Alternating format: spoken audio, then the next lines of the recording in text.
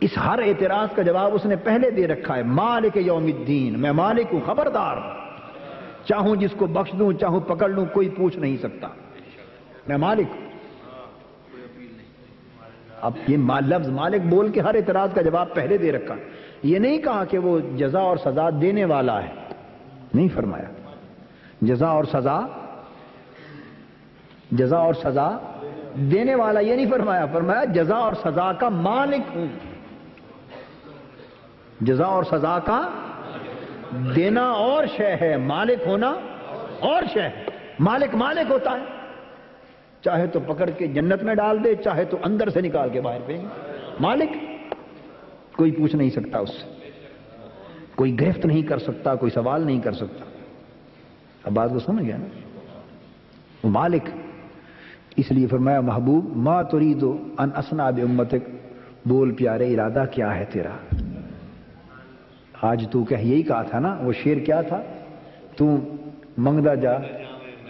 منگدا جاویں میں دیندا ویساں، ہاں اے وعدہ ہویا ہے لا مکان، تو منگدا جاویں میں دیندا جیسا، اے وعدہ ہویا ہے لا مکان۔ یہاں مانگنے کی نوبت بھی نہیں آئی، حضور نے تو ابھی مانگا ہی نہیں، خود بخود اللہ نے پوچھ لیا محبوب بول، جو کہتا ہے ویسے ہی کر دیتے ہیں۔ تو حضور علیہ السلام فرماتے ہیں کہ میں اللہ کی بارگاہ میں عرض کروں گا، فاقول، میں عرض کروں گا مولا اجل حسابہ۔ حضور نے بھی شروع میں حق شفاعت استعمال نہیں فرما رہے، محفوظ رکھا ہوا ہے، آپ سمجھ گئے نا، قربان جائے آقا آپ کی شان، ابھی محفوظ رکھا ہوا ہے، شروع سے استعمال نہیں کر رہے، ابھی کیوں استعمال کریں؟ اب مولا اپنا حساب کتاب کر لے، میں اپنا حساب بعد میں شروع کروں گا۔ سبحان اللہ سبحان اللہ، پہلے عرض کیا اجل حسابہ، شفاعت کی بات نہیں کی، شفاعت کی بات، تو میں مولا اپنا حساب جو کرنا ہے وہ کر، اور ذرا جلدی کر، اتنی درخواست ہے، تو جان تیری قیامت جانے اور تیری قیامت کے 50,000 سال جانے، بس میری امت کو جلدی فارغ کر۔ مجھے پتا ہے 50,000 سال کی قیامت ہے، مگر میری امت کو، کسی کی عام آدمی کی جرت ہے کوئی عام عدالت میں کہہ سکے جی ذرا میرا مقدمہ جلدی ختم کرو؟ ہے جرت کسی کی؟ عام عدالت میں ایک عام سول جج ہونا، تیسرے درجے کا سول جج، تھرڈ کلاس کا، اس کی عدالت میں کوئی جس کا مقدمہ ہو، خواہ اپنا خواہ اس کے کسی موکل کا، وہ نہیں کہہ سکتا جی ذرا آپ کی عدالت تو 2 بجے تک چلے گی، مجھے جلدی ہے، جلدی فارغ کر دیں۔ اتنی بات کہے کنٹمپٹ آف کورٹ لگا کے اندر کر دے گا۔ تمہیں عدالت میں جج کے سامنے بات کرنے کی تمیز نہیں؟ تمہاری عدالت تو دیر لگے گی، مجھے ذرا جلدی فارغ کر دیں، یا میرے موکل کو، میری پارٹی کو جلدی فارغ کر دیں، وہ کنٹمپٹ آف کورٹ لگا دے گا کہ نہیں اندر؟ یہ تو ہے اس کی بات جو عام پیشی کے لیے آتے ہیں، اور یہ تو چونکہ صدر ہے نا، صدر مجلس ہیں، ہائے ہائے، تو عرض کریں گے لاڈ ہے نا، لاڈ کی بات اور پیار کی بات، عرض کریں گے اجل حسابہم، مولا مجھے پتا ہے تیری قیامت تو 50,000 سال چلے گی، میری امت کا حساب جلدی کر، فارغ کر دے۔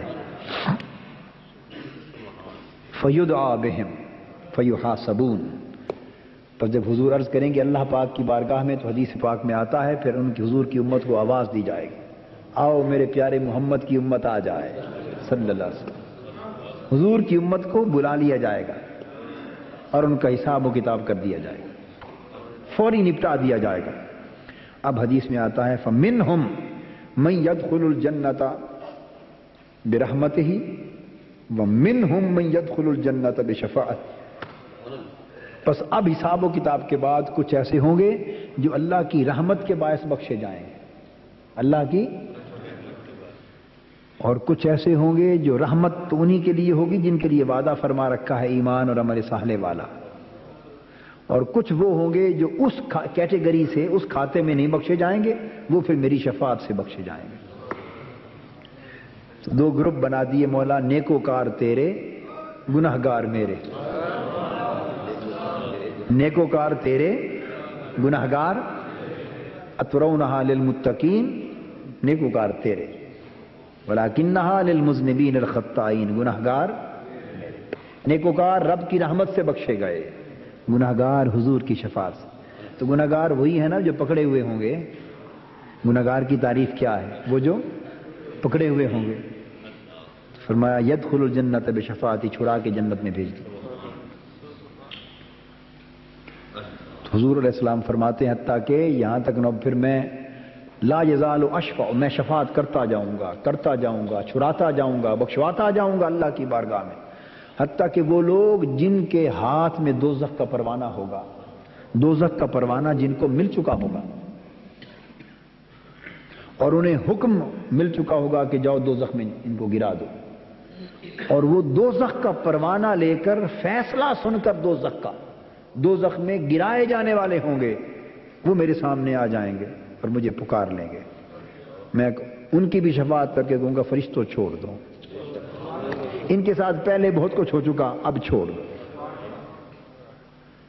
حتیٰ کہ حدیث پاک میں آتا ہے حضور علیہ السلام فرماتے ہیں کہ جو دوزخ کا بواب ہوگا نا، بواب دوزخ کا چوکیدار، عرض کرے گا آقا ما ترکت لغضب ربک من نقمت، آقا آپ نے تو اتنا کرم کیا امت پر کہ سارے کے سارے رحمت کے کھاتے میں ڈلوا دیے، کوئی ایک آدھ دانہ خدا کے غضب کے لیے ہی چھوڑ دیتے،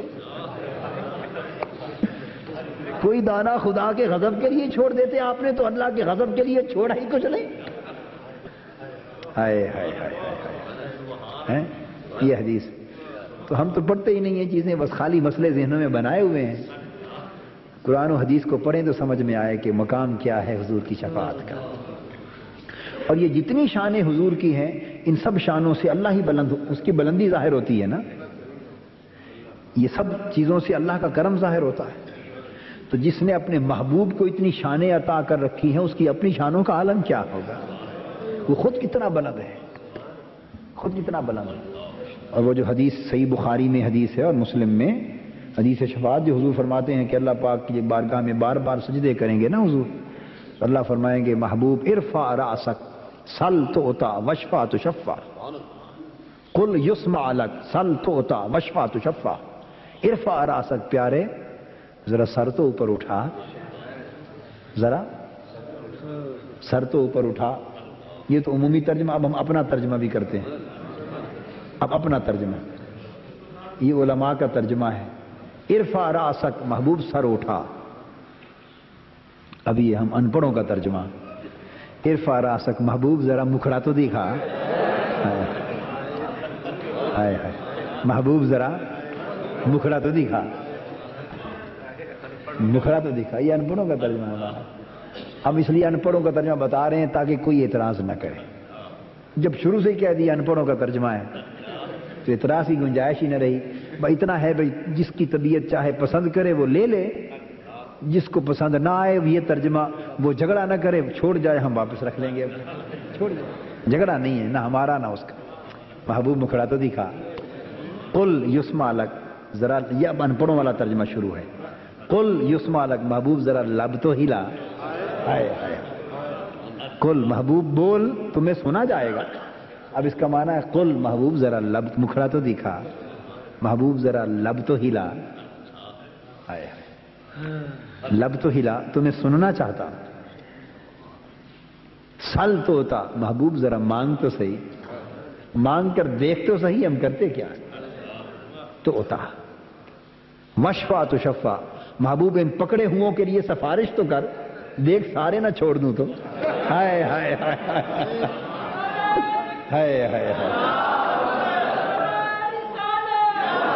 ہائے، وشفع تو شفع، محبوب یہ جو پکڑے ہوئے ذرا سفارش تو کر میرے پیارے کہ دیکھ ذرا ہوتا کیا ہے.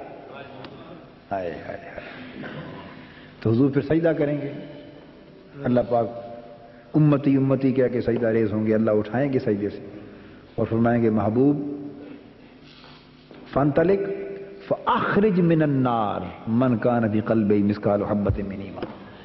اس طرح پھر 4 بار سجدے ہوں گے اور ہر بار ارشاد ہوگا. اور الفاظ یہ ہیں، یہ تو تھا نا پکڑے ہوئوں کو چھڑانا، یہاں تو معاملہ بخاری شریف میں اس سے بھی بہت آگے چلا گیا. یہ تو جو دوزخ میں جل رہے ہیں، دوزخ میں جل رہے ہیں، حکم ہوگا محبوب خود جا، خود جا، فاخرج من النار، جس جس کے دل میں ایمان کا ذرہ بھی ہے اور دوزخ میں جل رہا ہے، محبوب اپنے ہاتھوں سے نکال کے جنت میں ڈال دو، اپنے ہاتھوں سے نکال کے جنت میں ڈال دو۔ فرماتے ہیں فانطلق فافعل، میں جاؤں گا اور اپنے ہاتھوں سے دوزخ سے نکال کے جنت میں ڈال کے آؤں، پھر سجدہ کر لوں گا۔ باری تعالیٰ فرمائیں گے محبوب اب کیا معاملہ، اپنے ہاتھوں سے تو سارے کو نکال کے ڈال کے آیا، اب پھر سجدہ؟ پھر وہی جملے محبوب ذرا مکھڑا تو دکھا، ہائے ہائے، بار بار وہی باتیں۔ تو وہ پھر حضور عرض کریں کہ باری تعالیٰ وہ پہلے جن کو نکال کے آیا ہوں ان کے لیے تو نے شرط لگا دی تھی کہ جن کے دل میں دانے برابر ایمان ہے نا ان کو ڈال کے آ، تو میں تو حکم کا پابند تھا، اب وہ دانے برابر ایمان والوں کو تو جنت میں ڈال کے آیا ہوں، کچھ ایسے بھی ہیں جن کے اندر ایمان ہے مگر دانے سے کم ہے اور ہے میرے امتی۔ فرمائیں گے محبوب میں تو پہلے بتا چکا ہوں کہ میں مالک ہوں، مجھے کون پوچھنے والا ہے، تو جا فخرج، پھر اپنے ہاتھوں سے جن کے دل میں ایک ذرہ برابر بھی ایمان ہے نا، دانا تو دور کی بات ہے، ایک ذرہ برابر بھی ایمان ہے، محبوب جا فخرج من النار، ان کو بھی جا کے دوزخ سے نکال جنت میں ڈال دے۔ پکڑے خدا نے تھے، دوزخ میں خدا نے ڈالے تھے، ہائے ہائے، جا ڈال دے۔ حضور فرماتے ہیں کہ میں جا کے فانطلق فافعل، پھر جا کے کر کے آؤں گا، پھر سجدے میں گر جاؤں گا۔ اللہ پاک پوچھے گا محبوب اب پھر سجدہ؟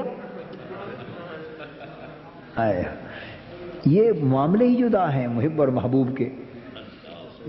ایک ہی سجدے سے سارا معاملہ طے ہو سکتا تھا نا، ایک ہی سجدے سے ہو سکتا ہے نا، مگر ادھر سجدہ کرنے میں لذت ہے، مزہ ہے، ادھر ہر بار یہ کہنے میں کہ محبوب ذرا مکھڑا دکھا، اس میں مزہ ہے۔ یہ راز و نیاز کے معاملے ہیں، وہی جانے۔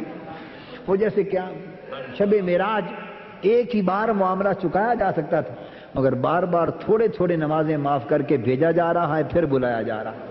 محبوب تو بار بار آتا جا اور بخشواتا جا، میں تمہیں تکتا کروں، میں تمہیں دیکھا کروں، تو مجھے دیکھا جائے، میں تمہیں دیکھا کروں، تو مجھے تکتا رہے۔ آیا تو پھر حضور فرماتے ہیں کہ اللہ پاک فرمائیں گے محبوب کوئی بات نہیں، اب پھر سجدہ؟ میں عرض کروں گا باری تعالیٰ اب دوسری بار جن کو نکال کے آیا ہوں یہ وہ لوگ تھے جن کے اندر ایک رائی کے دانے برابر ایمان تھا، رائی کے برابر ایمان تھا۔ اب یہ بھی تو ایک حد ہی ہے نا، کچھ ایسے بھی ہیں جن کے اندر ایمان ہے مگر رائی کے دانے سے بھی کم ہے، دل چاہتا ہے ان کو بھی بخشوا چھڑا لوں۔ اللہ پاک فرمائیں گے محبوب پھر اس طرح کر، فاخرج فانطلق فاخرج من النار من کان فی قلبہ ادنا ادنا ادنا مثقال ذرۃ خردل من الایمان۔ محبوب جا پھر جن کے دل میں ایک رائی کے دانے کے برابر نہیں، اس سے بھی کم، اس سے بھی کم، اس سے بھی کم کسی ایمان کی علامت یا اس کا کوئی سایہ بھی ہے تو محبوب جا ان کو بھی جنت میں ڈال دے، فاخرج، خود جا کے جنت میں ڈال دے، خود جا کے جنت میں ڈال دے۔ یہ صحیح بخاری شریف کی آخری کتاب ہے، کتاب التوحید، اس کی حدیث، ان کو بھی جنت میں ڈال دے۔ یہاں میں سوچا کرتا ہوں کہ اللہ پاک جو بھی تو فرما سکتے تھے نا کہ محبوب اچھا جن جن کو تو کہتا جائے گا میں بخشتا جاتا ہوں، وعدہ ہو گیا بخش دیا، کہہ سکتے تھے۔ اللہ پاک فرما سکتے تھے اچھا فرشتوں میرے محبوب نے ان کی بخشش کے لیے سفارش کی ہے، انہیں دوزخ سے نکال کے جنت میں ڈال دو، اللہ کہہ سکتا تھا۔ اللہ پاک فرما سکتا تھا اچھا میرے محبوب نے ان کے لیے شفاعت کی ہے، اچھا بھئی اس کیٹیگری کے جو دوزخ میں جلنے والے مومن ہیں وہ سب نکل کے جنت میں چلے جاؤ۔ 100 صورتیں ہیں، براہ راست بخشا جا سکتا تھا نا، مگر ہر بار یہ کہنا کہ محبوب خود جا دوزخ سے نکال کے جنت میں ڈال، اس کی حکمت کیا ہے؟ ہر بار خود نکلوا کے اپنے ہاتھوں سے ڈالنا، اس کی حکمت کیا ہے؟ حکمت یہ ہے کہ بخشے تو پھر بھی جاتے، مقصود بخشش تو ہے ہی نہیں، مقصود ان کی بخشش نہیں ہے، مقصود تو یار کو راضی کرنا ہے۔ تو اگر وہ فرشتوں کے ذریعے بخش دیا جاتا، حکم دے کے براہ راست جنت میں بھیج دیا جاتا اور وہ بخشے جاتے، جنت میں بھی چلے جاتے، پر آپس میں مل بیٹھتے، یہ دیہات میں لوگ کہتے ہیں پڑھیں، وہ مل بیٹھتے، مجلس بنا بیٹھتے، بھئی کیسے بخشش ہوئی؟ کوئی کہتا وہ جو حساب کتاب تھا اور عذاب تھا وہ مدت پوری ہو گئی اس لیے بخشے گئے ہوں گے۔ کوئی کہتا بھئی اللہ کو رحم آ گیا ہوگا جل جل کے، ہمارے جلنے پر اللہ رحیم و کریم بھی تو ہے، بخش دیا ہوگا۔ کوئی کہتا کہ اب ویسے بھی پیریڈ عذاب کا ختم ہو گیا ہوگا شاید اس لیے بخش دیا۔ کوئی کچھ کہتا، کوئی کچھ کہتا، کوئی کچھ کہتا۔ اللہ پاک فرماتے ہیں محبوب بخشنا تیری خاطر تھا اور وہ باتیں کچھ اور سوچتے رہیں تو بخشش میں مزہ ہی کیا؟ اپنے ہاتھوں سے جا جنت میں ڈال تاکہ ہر ایک کو پتہ چلے کہ کسی اور وجہ سے نہیں، خدا نے تو دوزخ میں ڈالا تھا، مصطفیٰ نکال کے جنت میں ڈال رہا۔ پتہ چل جائے کہ کوئی اور سبب نہیں بخشش کا۔ یہ نہ سمجھو کہ ہمارا عذاب ختم ہو گیا، یہ نہ سمجھو کہ حساب و کتاب کی مدت پوری ہو گئی، یہ بھی نہ سمجھو کہ خدا کو خود رحم آ گیا سو بخشے گئے۔ کسی مغالطے میں مبتلا نہ ہونا۔ معلوم نہیں کتنی مدت اور تمہیں دوزخ میں بسر کرنی پڑتی، جب محبوب ہاتھوں سے نکال کے جنت میں ڈالو گے نا، ہر کسی کو پتا ہوگا کہ ہم تو جل رہے تھے، مصطفیٰ اپنے ہاتھوں سے نکال کے جنت میں ڈال گئے۔ تو جس کی خاطر سب کچھ کیا ہے اسی کی واسطے کا ہی پتہ نہ چلے، اسی کے وسیلے کا ہی پتہ نہ چلے تو بخشش کا مزہ کیا؟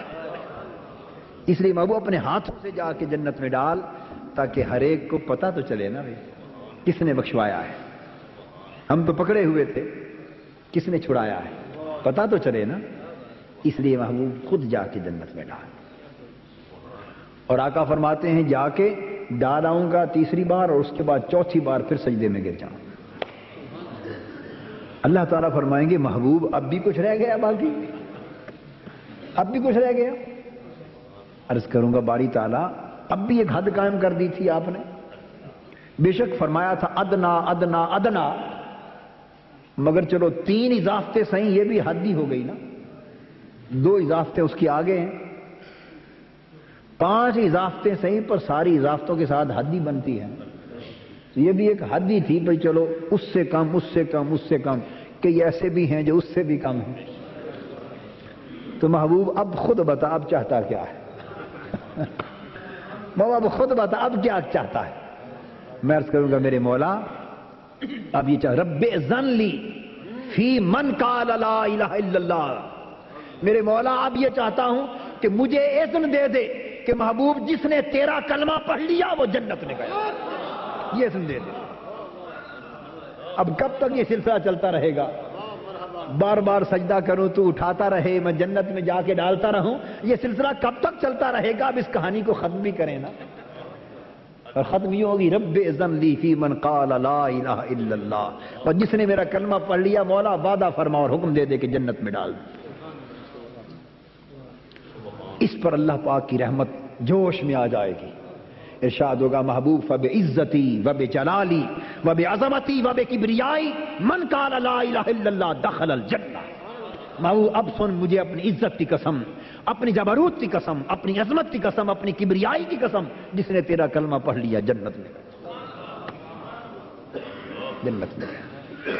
اب اس کا معنی یہ نہ لے لیا جائے کہ پھر تو جس نے کلمہ پڑھ لیا وہ تو خواہ چوری کرے، بدماشی کرے، بدکاری کرے، ڈاکہ کرے، قتل و غارت کرے وہ بخشا گیا، نہیں، یہ مغالطہ نہ ہو، اس لیے کہ حدیث خود واضح ہے، بتا رہی ہے کہ وہ کہاں سے نکال کے جائیں گے جنت میں ڈالیں گے؟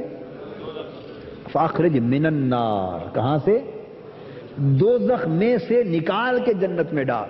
اس کا مطلب یہ ہے کہ جو کچھ اعمال اس دنیا میں کیے اس کے نتیجے میں دوزخ میں گئے، اپنا حساب و کتاب کیا۔ تو شفاعت یہی تو ہے کہ اپنے اعمال کی بنا پر پکڑے گئے، عذاب ملا، سزا ملی، دوزخ میں جل رہے تھے، حضور نے شفاعت کی تو پکڑے ہوئے چھوٹے گئے، چھوڑے گئے، جو پکڑے گئے تھے جو جل رہے تھے انہیں چھوڑ دیا گیا، یہ شفاعت۔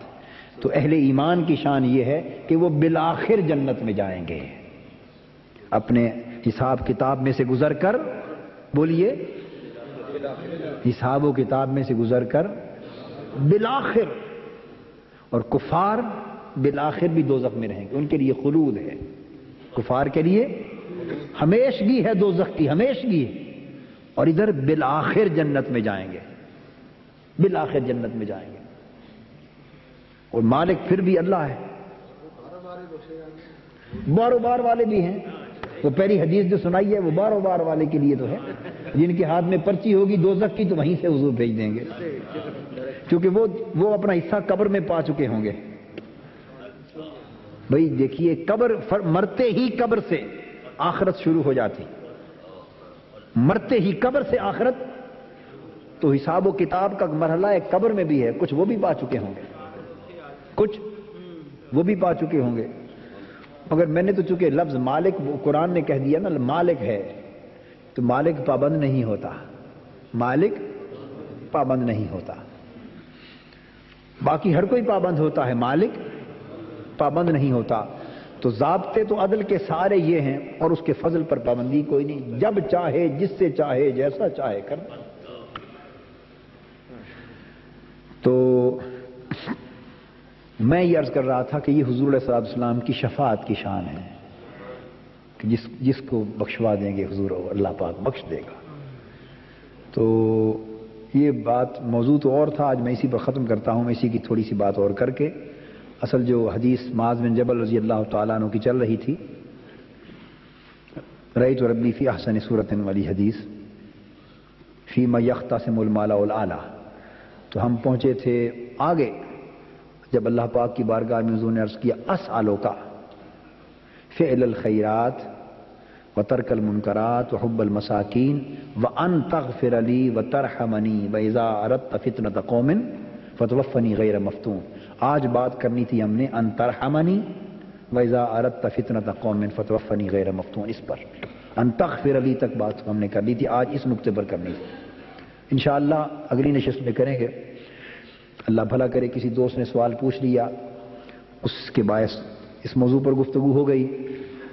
یہ بات ہمیشہ ذہن میں رکھا کریں کہ حضور علیہ الصلوۃ والسلام کی شان کے مسئلے پہ کبھی دل کو اور ذہن کو تنگ نہ کیا کریں۔ ایک قاعدہ ذہن میں رکھیں، ایک قاعدہ آپ کو سمجھا دیتا ہوں، جب حضور کی شان کا معاملہ ہے سب تنگیاں پھینک دیا کریں اٹھا کر۔ حضور کی شان کے لیے کوئی تنگی نہیں ہے، حضور کی شان کے لیے یہ ایک نقطہ اگر سمجھ میں آ جائے تو سب جھگڑے ختم ہو جائیں۔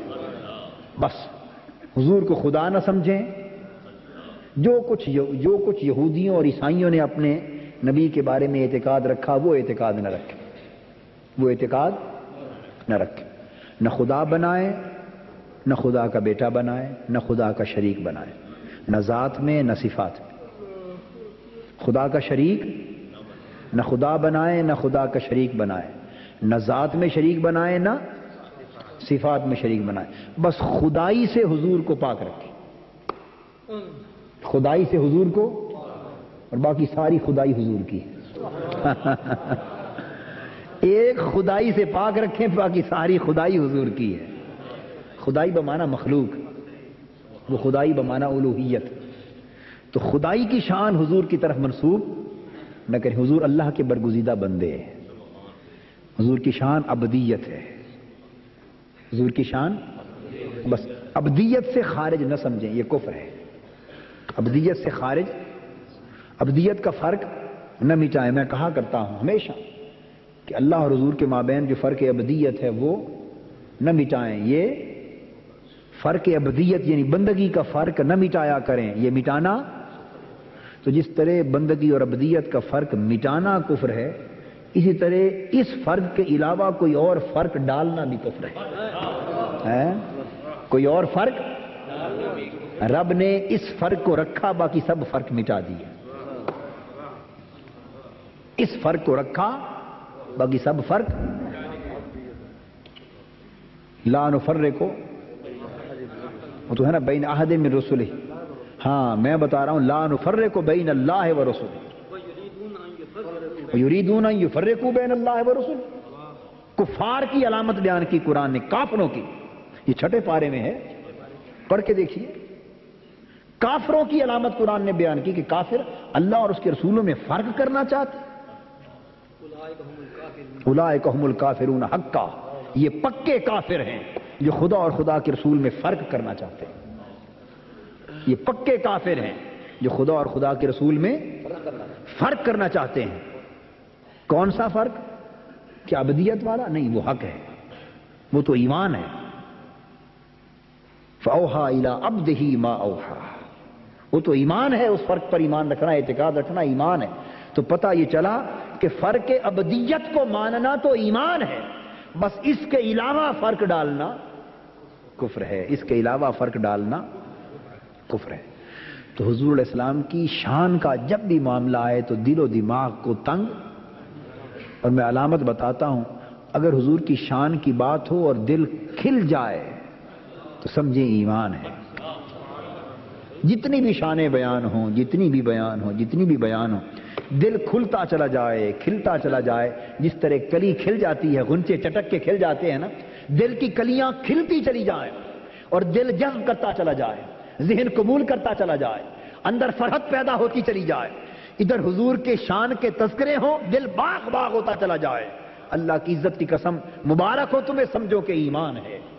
اور اگر حضور کی شان جوں جوں بڑھتی چلی جائے، بیان میں ہوتی چلی جائے، محسوس کریں کہ دل تنگ ہو رہا ہے، گھبراہٹ ہو رہی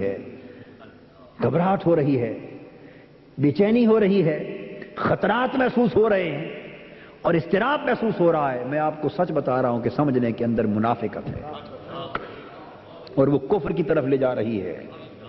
بس ہر شخص کو ایک کسوٹی دے دی، ایک پیمانہ دے دیا، ہر شخص اپنے اندر جھانک کر ایمان اور منافقت، ایمان اور کفر کا فیصلہ کر سکتا، نہ مجھ سے پوچھے نہ کسی اور سے پوچھے، کسی سے پوچھنے کی ضرورت نہیں ہے، ایک میں نے آپ کو پیمانہ اور معیار دے دیا ہے۔ بس حضور کا ذکر ہو تو جتنی زیادہ خوشی ہو، شان بیان ہو، جتنا دل باغ باغ ہو، جتنی فرحت ہو، جتنا چہرہ کھل جائے اور طبیعت جتنی مسرور ہو، سمجھے ایمان اتنا کامل ہے، اور جتنی گھٹن پیدا ہو اور جتنا بے چینی اور اضطراب ہو اور جتنی تنگی محسوس ہو، اللہ سے توبہ کریں، اللہ کی بارگاہ میں، سمجھیں کہ منافقت نے ڈیرا ڈالا ہوا ہے اور کفر کے اثرات ہیں اور نفاق اندر ہے۔ بس اگر منافقت نکل گئی تو حضور کی محبت سے اور حضور کے ذکر سے دل باغ باغ ہوں گے۔ یہ ایک علامت میں نے بتا دی آپ کو، یہ کیا ہے؟ علامت بتا دی۔ تو حضور علیہ الصلوۃ والسلام تو صحابہ کرام کو بھی ایسی علامتیں بیان فرمایا کرتے تھے اور صحابہ کرام بھی پہچان کرتے تھے۔ صحابی حضور کی محبت سے، حضور کی اہل بیت کی محبت سے، آل پاک کی محبت سے ایمان کو پہچانتے تھے۔ صحابہ کہتے ہیں کننا نعرف المنافقین ببغضهم علیًا، ہم نے اگر منافق کی پہچان کرنی ہوتی نا، منافق کی، تو ہمارے پاس منافق کی پہچان یہ تھی کہ جس کے دل میں حضرت علی کے لیے بغض ہوتا، ہم سمجھ لیتے یہ منافق۔ وَكُنَّا نَعْرِفُ الْمُؤْمِنِينَ بِحُبِّهِمْ عَلِيًّا، اور جس کے دل میں حضرت علی کے لیے محبت ہوتی پہچان لیتے کہ یہ مومن ہے۔ تو یہ محبت حضرت علی کے لیے کہاں سے چلی؟ اس کا سرچشمہ تو حضور کی ذات سے۔ حسنین کریمین سے محبت ہوتی ایمان ہوتا، بغض ہوتا کفر ہوتا، منافقت ہوتی۔ حضور کے صحابہ سے تعظیم و تکریم محبت ہو تو ایمان ہے، بغض اور عناد ہو کفر ہے، منافقت ہے۔ یعنی حضور علیہ السلام کی نسبتوں سے بھی پیار ہے، حضور کی نسبتوں سے بھی پیار۔ اور میں تو آپ کو یہ سبق سناتا رہتا ہوں، یہ تو بڑی اونچی باتیں ہیں، یہ تو بڑی اونچی باتیں ہیں۔ خواجہ غلام فرید کہتے ہیں تیرے دیس دے کتیاں نہ، یہ ایمان کا معیار ہے۔ ہمارے ہاں ایمان کا معیار کیا ہے؟ تیرے دیس دے کتیاں نال ادب، تیرے درد دے کتیاں نال ادب۔ ہائے ہائے ہائے، بس اس شہر اور گلی کوچے کے کتوں کا بھی ادب، یہ ایمان ہے، یہ ایمان ہے۔ مجھے کسی ایک عالم نے یہ واقعہ سنایا، خود میری نظر سے نہیں گزرا، جو میں آپ کو بتا رہا ہوں۔ میں نے ان سے کہا تھا کہ وہ اصل کتاب مخطوطہ ہے، مخطوطہ، وہ مجھے کہیں سے لا دیں یا فوٹو اسٹیٹ کروا کے دیں، میں خود دیکھنا چاہتا ہوں۔ لیکن انہوں نے کہا، فاضل یعنی سکہ آدمی تھے، انہوں نے کہا کہ میں نے خود اپنی آنکھوں سے پڑھا ہے، وہ کسی بزرگوں کے مزار پر مخطوطہ پڑھا ہے، خواجہ بہاؤالدین زکریا ملتانی رحمۃ اللہ علیہ کا واقعہ۔ نے بتایا کہ حضرت بابا فرید الدین گنج شکر کا زمانہ تھا، حضرت خواجہ قطب الدین بختیار کاکی، ایسے ایسے لوگ تھے۔ ان کو اطلاع ملی کہ حضرت خواجہ بہاؤالدین زکریا ملتانی رحمۃ اللہ علیہ عمرے کے لیے جا رہے ہیں، مدینہ پاک حاضری کے لیے جا رہے ہیں۔ ہم بھی حاضریاں دیتے ہیں اور بے ادبی کرتے ہیں، آیا ادب والے لوگوں کا حال بھی سن، ادب والے لوگوں کا حال بھی سن. ہم تو سراپا بے ادبی ہیں، سراپا بے ادبی ہیں، سراپا بے ادبی. اطلاع ملی کہ حضرت خواجہ بہاؤالدین زکریا ملتانی رحمۃ اللہ علیہ عمرے پر بارگاہ رسالت مآب صلی اللہ علیہ وسلم کی حاضری پر جا رہے ہیں. یہ اکابر اولیاء اللہ ایک دوسرے کی اتنی پاسداری اور حیا اور اعتراف تھا. ہمارا تو یہ ہے کہ ایک پاؤ پڑھ لینا، کتنا؟ ایک پاؤ پڑھ لیں تو کسی کو دنیا میں مانتے ہی نہیں، دنیا میں کسی کو مانتے ہی نہیں. ہمارا تو عالم یہ اتنا تکبر، اتنی انانیت کے بت. اور ان اللہ والوں کا حال کیا تھا کہ وہ سب اکٹھے ہوئے اور حضرت بہاؤالدین زکریا ملتانی رحمۃ اللہ علیہ کی خدمت میں گئے کہ ساتھ چلتے ہیں، اور مشورہ کیا کہ چلیں حضرت بہاؤالدین زکریا ملتانی کے ساتھ دیکھیں یہ مدینہ کس طرح حضور کی بارگاہ میں حاضری دیتے ہیں، کچھ حاضری کا سلیقہ ہمیں بھی آ جائے گا. ان کے ساتھ اس لیے چلے کہ دیکھیں یہ حضور کی بارگاہ میں کیسے حاضر ہوتے ہیں. ہائے ہائے، تاکہ حاضر ہونے کا سلیقہ ہمیں بھی آ جائے. یعنی یہ طریقے تھے ان لوگوں کے، ان لوگوں کے طریقے تھے، محبت والے لوگ تھے. ہائے ہائے، چل پڑے ساتھ. وہ فرماتے ہیں کہ جب مدینہ طیبہ پہنچے تو حضور کا گنبد پاک سامنے تھا، اور فاصلے پر وہ کہتے ہیں کوئی 4-5 کتے کافی فاصلے پر بیٹھے ہوئے تھے اکٹھے. وہ بتاتے ہیں کہ ہم نے آنکھوں سے دیکھا کہ حضرت بہاؤالدین زکریا ملتانی رحمۃ اللہ علیہ دوڑے اور اپنی ٹانگیں اور ہاتھ پھیلا کر ان 5-6 جو کتے بیٹھے ان کتوں کے اندر مل کے بیٹھ گئے. ہائے ہائے، ان کتوں کے ساتھ وہی حالت بنا کے بیٹھ گئے بس. اور حضور کے گنبد پاک کو تکنے لگے اور مصرع ایک پڑھتے تھے اور کہتے تھے حضور کتا پہنچ گیا ہے، اب بلائیں تو در پہ حاضر ہے. ہائے ہائے ہائے ہائے ہائے ہائے ہائے، کتا پہنچ گیا ہے، اب بلائیں تو در پہ حاضر ہے. اور وہ بھی کتے ہوتے تو بھاگ جاتے. کتے ایک آدمی کو پاس آ کے بیٹھے تو کتے کہاں جم کے بیٹھے رہتے ہیں. اگر کوئی کسی کے پاس آئے کتے 4-5 بیٹھے ہوں تو بیٹھے رہتے ہیں کتے. وہ بھی دکھائی تو کتے دیتے تھے، پتہ نہیں تھے کیا. ہائے ہائے ہائے، پتہ نہیں تھے کیا. سگترا کاش جامی نام بودے قیامت بر زبانت گاہے گاہے.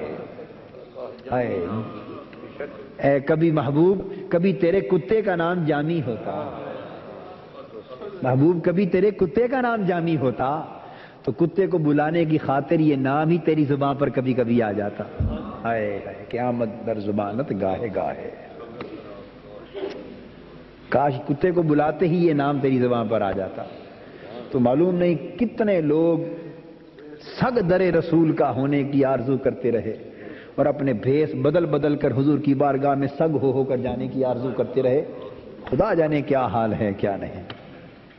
مگر انہوں نے کہا کہ ہم نے دیکھا کہ وہ حضرت خواجہ بہاؤالدین زکریا غوث بہاؤالدین ملتانی رحمۃ اللہ علیہ اس حال میں بیٹھ گئے. تو ادب تو یہی تھا جو وہ لوگ پا گئے، ادب وہ لوگ کر گئے اور وہی کما گئے. کمائی سب ادب سے ہے، کمائی سب محبت سے ہے. اللہ تبارک و تعالی ہمارے حال پہ لطف و کرم فرمائے اور حضور علیہ الصلوۃ والسلام کی محبت اور ادب کی نعمت سے ہمیں مالا مال کر دے. محبت اور ادب کی نعمت سے ہمیں، یہی ایمان ہے، بس سچ بات ہے، یہی ایمان ہے. اللہ پاک اس ایمان کو سلامت رکھے. وما علینا الا البلاغ.